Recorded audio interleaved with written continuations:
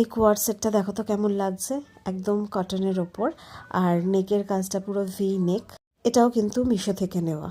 Good morning everyone, আজকে 22 মে, আর সকালে একটু বেরোনোর ছিল, তাই জন্য এই গরমে কটনের এই কোয়ার সেটটাই পরেছিলাম। সকালে ব্রেকফাস্টটা করছিলাম আর তার সাথে রেডি হতেও শুরু করেছিলাম। প্রথমেই যেটা এখনকার সেটা হচ্ছে সানস্ক্রিন একটা স্প্রে করা, তারপর হচ্ছে সানস্ক্রিন ক্রিম লাগানো। এই দুটো ছাড়া এখন গরমে বাইরে বেরোনোই যায় না, এতটাই গরম। ফাউন্ডেশন ব্লেন্ড করলাম যে ব্রাশটা দিয়ে, ওটাও কিন্তু মিশো থেকে নেওয়া, আর প্রথমবার আজকে অ্যাপ্লাই করলাম, ভালো ব্লেন্ড হলো। তারপর কাজল পরে হালকা মাস্কারা পরলাম, আর মাস্কারাটা খুব একটা আমার পছন্দ হলো না, এটা মার্সের। তারপর লিপস্টিক হালকা করে দিলাম, কানে ইয়াররিং পরলাম, এটাও ট্রেন থেকে কেনা 30 টাকার।